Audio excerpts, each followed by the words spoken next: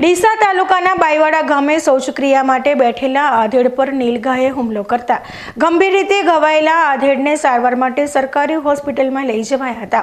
જો કે ફરજ પરના તબીબે ખેડૂતને મૃત જાહેર કર્યા હતા। બનાસકાંઠા જિલ્લામાં છેલ્લા ઘણા સમયથી રખડતા પશુઓનો આતંક ખૂબ જ વધી ગયો છે। રખડતા પશુઓએ અત્યાર સુધી અનેક લોકોને અડફેટે લીધા છે, જેમાં કેટલાક લોકો ઈજાગ્રસ્ત થયા છે તો કેટલાક લોકો મોતને પણ ભેટ્યા છે। વારંવાર બનતી આવી ઘટનાઓને લઈ અનેક પરિવારો મુશ્કેલીનો ભોગ બન્યા છે। ત્યારે આવી જ વધુ એક ઘટનામાં ડીસા તાલુકાના બાઈવાડા ગામે રહેતા 42 વર્ષીય શંભુજી પોપટજી ઠાકોર ખેતીકામ કરી પરિવારનું ગુજરાન ચલાવતા હતા। શનિવારે તેઓ સામાજિક કામ અર્થે બહાર ગામ ગયા હતા। જો કે આ સામાજિક કામ પતાવી તેઓ ઘરે પરત આવી રહ્યા હતા તે સમયે બાઈવાડા ગામે આવેલ તળાવ પાસે તેઓ શૌચક્રિયા કરવા બેઠા હતા। તે વખતે અચાનક ધસી આવેલ નીલગાયે તેમના પર પડતા અને નીલગાયનું શિંગડું તેમના મોઢાના ભાગે ઘૂસી જતા તેમને ગંભીર ઈજા પહોંચી હતી।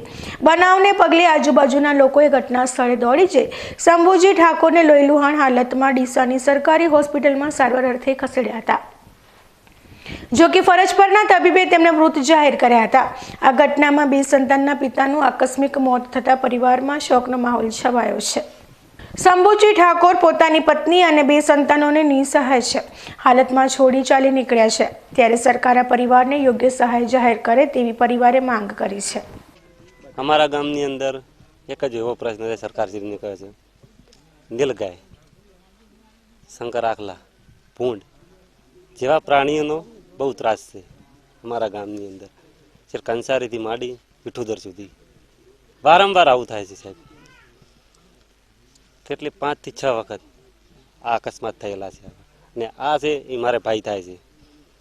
એ ગઈકાલે 4 વાગ્યાની ટાઈમે ગામ ગયેલો હતો, એક મોતમાં ગયેલો હતો। ત્યાં ઉતર્યો અમારા નાનેશ્વર તળાવ કહેવામાં આવે છે, હું જાજરૂ જઈને આવું રહું છું। ત્યારે અંદર ગયો અને ખબર ન રહી, આ નીલગાયે અચાનક આવીને માથે હુમલો કરી દીધો। ત્યારે જ ભાઈને ત્યાં ઘટના સ્થળે જ મોત થઈ ગયું હતું, પણ અમે સરકારી હોસ્પિટલમાં ડીસા ખાતે લઈ ગયા હતા, પણ ત્યારે ડૉક્ટરશ્રીએ કીધું ભાઈ એક્સપાયર્ડ થઈ ગયું છે। એટલે સરકારશ્રીની મારે એટલે જ વિનંતી છે, આને નાના 2 છોકરા છે, તાત્કાલિક ધોરણે સહાયની માગ છે અમારી, કામ પ્રત્યેની વિનંતી કરું છું સરકારશ્રી।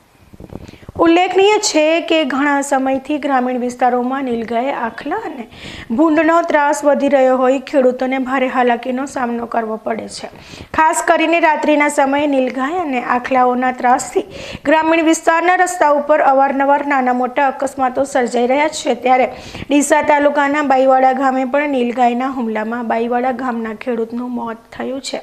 નીલગાયના હુમલાથી મોત થતાં ખેડૂતોમાં રોષ જોવા મળી રહ્યો છે।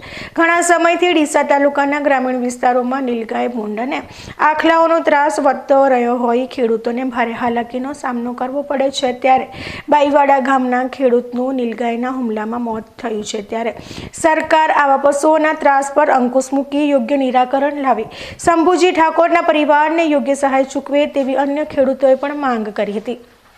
અમારા ગામની અંદર બાઈવાડા, કંસારી, થેરવાડા અને વિઠુદર સુધી અમારે એવો ત્રાસ છે કે નીલગાય અને ભૂંડ અને શંકર આખલા એવો ત્રાસ છે। એટલે કે અમારા તાસની તો વાત જ હોય કે સરકાર તરફથી અમે એમ કહેતા કે તાત્કાલિક અને ગમે કરીને તમને 2 હાથ જોડીને અમે વિનંતી કરે છે કે તાત્કાલિક પગલાં લઈ અને કબજો કરો અને સહાય આલો। અમને 2 છોકરા છે, હવે એનો મોભી બાપ એના પપ્પા જતા રહ્યા છે, એને મમ્મી કાંઈ ઠકાણું નથી અને તાત્કાલિક અમે વિનંતી કરે છે સરકારશ્રી કે તાત્કાલિક અને ધોરણ અમે ગમે કરીને સહાય આલો એટલી અમારી સરકાર પાસે અપેક્ષા કરે છે।